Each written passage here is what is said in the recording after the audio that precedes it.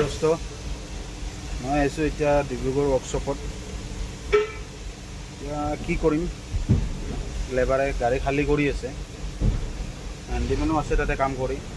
মই ভাবিলোঁ আৰু এনে ধৰণতকৈ খানাকে বনাওঁ।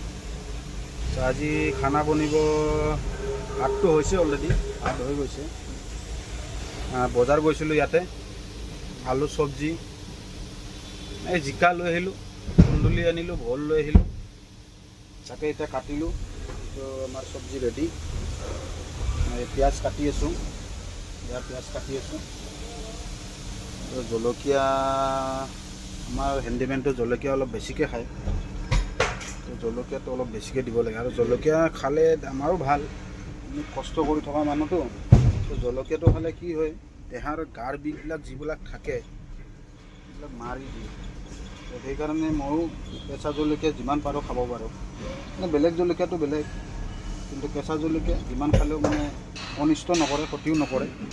তো গাইজ, এইখিনি মোৰ ভিডিঅ'।